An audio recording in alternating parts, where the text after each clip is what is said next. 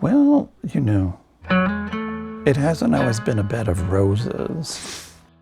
My early life was very difficult. It was hard. I lived in a house without electricity or plumbing, and I lived there for 7 years. And the last winter I was there, it was 30 below zero with a wind chill factor of -70. I had $20 when I left my family. Now people, they think that, I come from some sophisticated stock or whatever. No one really knows what your past is. But I appreciate having had that in my past because I appreciate everything that I have now very much. I'm very appreciative of having hot water because when you don't have it, you really realize how difficult life can be.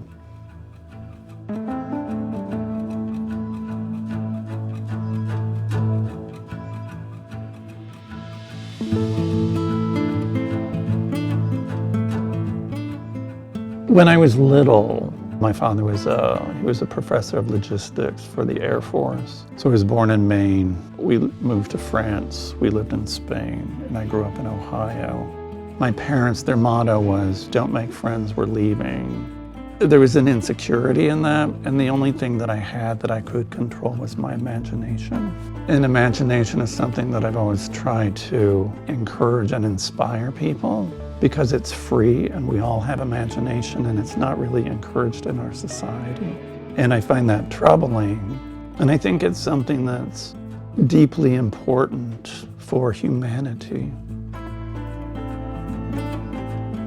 I traffic in beautiful objects.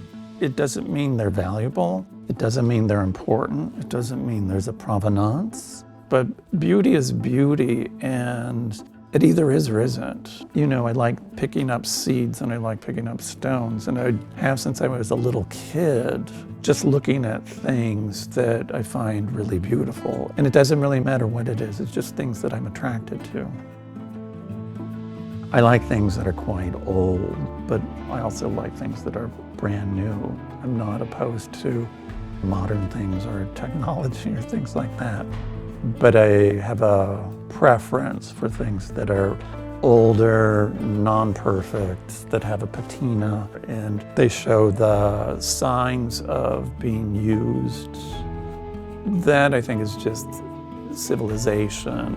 I found that beautiful things generally are handled more often than things that aren't beautiful. And so they always tend to be more damaged because people have been handling them. And things that are perfect tend to be a little more on the dull side and less interesting.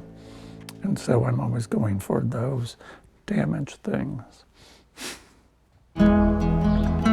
Writing is such a beautiful art or craft.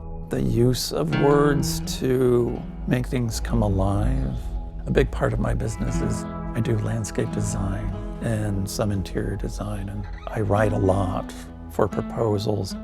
And when you're trying to convey something to a client, you have to be articulate in a way that you can sort of make that dream come true in their mind. Because drawings and sketches and photographs and all that kind of stuff, it's all part of a collage, but the writing is the glue that holds it all together, and that just helps them to sort of dream of what it will be.